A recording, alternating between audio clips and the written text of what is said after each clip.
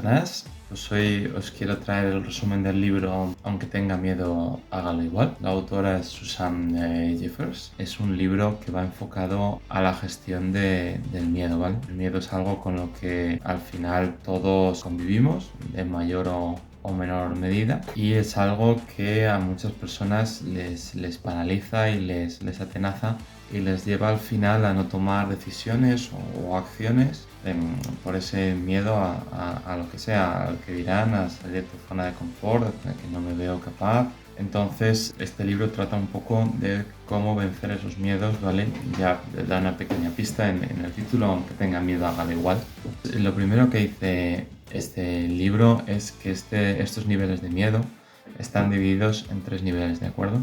Tenemos un nivel de miedo, llama el nivel 1, nivel superficial, ¿vale? Que tiene que ver el miedo a lo que sucede, a lo que nos exige o a lo que nos exige acciones, ¿vale? Es el tipo de miedo más básico, a cosas que todo el mundo puede tener miedo, ¿vale? A cosas que suceden, como la soledad, la muerte, las enfermedades. No hay mucho que podamos hacer para algunas de ellas.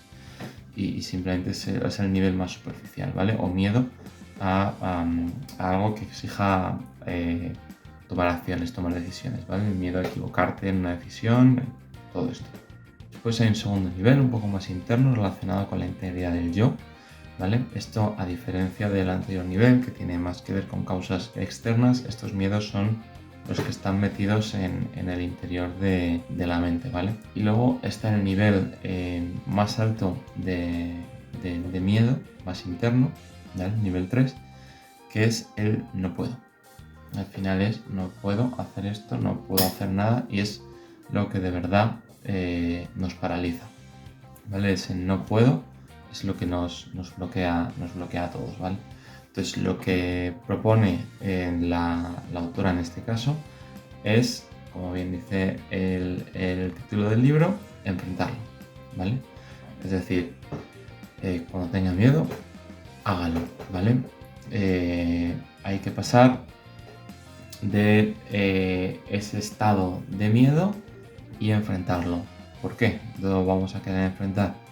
Porque entonces el miedo va a desaparecer, ¿vale? Tenemos que tener en cuenta que el miedo va a ser una constante, y esos desafíos van a ser una constante en nuestra vida. El miedo nunca desaparece. Puede desaparecer el miedo, una cosa, porque lo hayamos enfrentado, pero el miedo como tal aparecerá una nueva que volveremos a tener miedo y habrá que volver a enfrentarlo. El miedo aquí hace de maestro, siempre lo vas a tener, y depende de ti el cómo lo quieras enfrentar y cómo quieras tomarte ese desafío, pero va a ser, si decides enfrentarlo, va a favorecer a tu crecimiento. El libro también dice que además asusta menos enfrentar al miedo que vivir con el miedo, en este mismo sentido de que lo que hay que hacer con un miedo es enfrentarlo, porque no va a desaparecer, y a medida que vayamos creciendo no van a haber menos miedos, sino todo lo contrario. También tener en cuenta que todo el mundo tiene miedo. O sea, no es algo que me pase a mí porque soy yo, que soy débil o lo que sea. Es algo que le pasa a todo el mundo. Todo el mundo, cuando sale de su zona de confort y cuando enfrenta sus miedos, le ocurre lo mismo, ¿vale? Entonces tenemos que tener eso también en cuenta. Entonces hemos visto que hay que enfrentarlo. Y hemos visto que el miedo es una constante, que nos pasa a todos. Entonces el problema no es tener miedo, todos lo tenemos. El problema es no saber dominar el miedo, ¿vale? Este es un punto clave en el libro. Lo que hay que hacer es dominar el miedo. Esa es la clave, no tenerlo o dejarlo de tener, porque lo vamos a tener. En el libro se propone un diagrama dolor-poder, ¿vale? Porque depende de cómo afrontemos ese miedo, vamos a ir por la escala del dolor, de cómo nos paraliza, de cómo hemos perdido oportunidades, de cómo hemos hecho muchas cosas, o las mejor hechas hemos dejado de hacer por miedo, o cómo vamos a ir a través del poder. Eso nos va a permitir avanzar, ¿vale? Porque el miedo hay que dominarlo, es la única manera. Si no podemos hacer que no exista, lo que habrá que hacer será dominarlo. Parece lógico, ¿vale? Y una de las maneras que propone es con nuestro propio vocabulario. Aunque parezca que no, el subconsciente está ahí. Es muchísimo más efectivo para dominar un miedo. Es cuando tú dices no puedo, está hablando la parte del miedo, la parte del dolor, ¿vale? yo no puedo adelgazar no sé cuántos kilos, ¿vale? Está hablando tu miedo, no puedo, no voy a ser capaz. Si tú dices no lo haré, ya estás hablando desde el poder, ¿vale? Tú ya has tomado la decisión de que no puedo. Es un cambio de vocabulario, ¿vale? Que nos va a ayudar.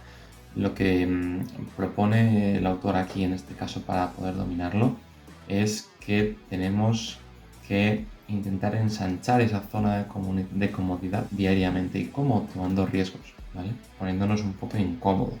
Menos incómodos, vamos a ir ensanchando esa zona de incomodidad porque vamos a ir dominando cada vez más miedos.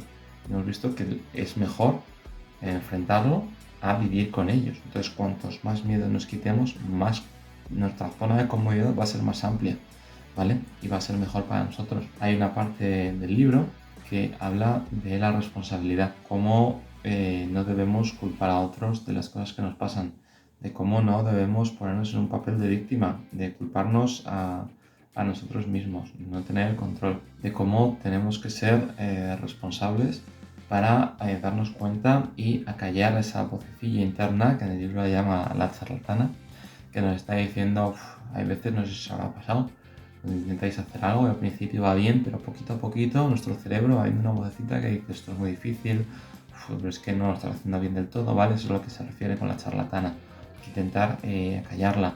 Tenemos que estar al tanto y ser responsables en el sentido de responsabilidad, de darnos cuenta nosotros mismos, ¿vale?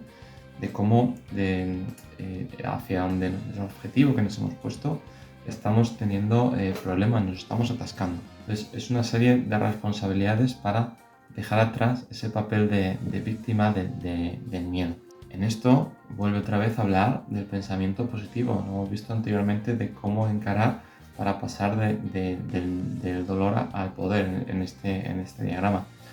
Ella dice que muchas veces lo del pensamiento positivo últimamente se ve como algo que bueno, que no funciona porque no es real, pensamiento tipo Mr. Wonderful, pero ella también plantea cuántas veces hemos tenido miedo a cosas que nunca han llegado a suceder. Entonces ella plantea que por qué el pensamiento negativo es el real y no el positivo. El positivo nos da muchas ventajas en el subconsciente y nos ayuda a ver la vida de otra manera. Y parece que no funciona porque no es real, cuando hemos visto que el negativo tampoco es. Si la gente se pone tremendista y catastrofista, no suceden esas cosas nunca. Entonces tiene que ser un pensamiento positivo, que positivo no significa negar el dolor, ¿vale? Por ejemplo, significa saber convivir con él, dominarlo, es igual que el miedo, ¿vale? No significa negar nada, significa saber que está ahí y que yo lo he dominado. Obviamente esto dice que es un entrenamiento, se tiene que convertir en un hábito, pero que nos fortalece muchísimo. Este entrenamiento puede ser con ayuda, ¿vale? Puede ser con libros, con podcasts que encontremos inspiradores, ¿vale? Puede ser repitiendo mantras, puede ser de un montón de formas distintas, pero no nos dejemos llevar por eso de que el pensamiento positivo no funciona porque no es real. Hace un capítulo que me parece bastante interesante porque creo que es bastante real a cómo cuando decidas implementar todos estos cambios que hemos visto hasta ahora, intentar dominar el miedo, hacerlo así, con responsabilidad, intentando tener un pensamiento positivo, puede haber una falta de comprensión o un ligero rechazo de nuestra esfera de relaciones más cercanas, ¿vale? Nuestras compañías, nuestros amigos, nuestras parejas.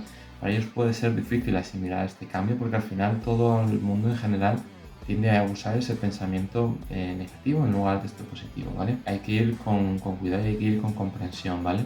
Lo que llama evitar el péndulo, ¿vale? El péndulo es que en este lado tendríamos cómo contestamos a esas oposiciones de familiares y amigos de forma pasiva y cómo contestamos de forma agresiva, ¿vale? Cómo podemos ir de pasivo, de que nos dicen, oye, pues has cambiado, ya antes no eras así, y al principio pasas un poco y vayas en el péndulo hasta que te hartes y agresión. Y después vas otra vez y a pasividad otra vez y a agresión. Bueno, lo que se trata es de que te intentes quedar un poco en ese módulo, que les comprendas que para ellos es difícil esa forma de pensamiento nuevo, ¿vale? Intentar llegar a formas de tener un win-win, ¿vale? Que esto no se hace fácil. Hablando de este win-win, pone un modelo ¿vale? Que se llama el modelo no perder, ¿vale? Ella nos dice que estamos acostumbrados a usar el modelo de no ganar. El modelo de no ganar es un modelo que tiene como el foco el que acabar perdiendo el miedo, ¿vale? El que tenemos que elegir entre varias opciones y nunca conseguimos hacerlo bien porque siempre pensamos que aunque hemos elegido esta opción podemos habernos equivocado. No, ese no es el modelo, ¿vale? El modelo es el modelo de no perder, en el que en el foco está la oportunidad, ¿vale? En el que no hay una decisión incorrecta, en el que tú te fías de tu intuición y tu subconsciente, en el que lo que vas a poner el foco es la oportunidad que has elegido y de esa forma no va a haber elección mala. Estos, obviamente, no significa que no pesemos los pros y los contras a la hora de elegir. No se trata de que nos volvamos locos y cojamos la primera confiando totalmente en nuestra intuición y pasemos de todo porque es una oportunidad, ¿no?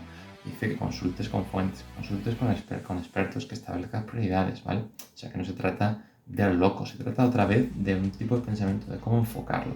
Enfocarlo a me estoy dejando la otra opción y esa ahí va a ser la clave de todo y yo lo estoy haciendo todo mal, o he elegido esta, vamos a ver qué oportunidades. Habla del proceso del sí, ¿vale? De asentir.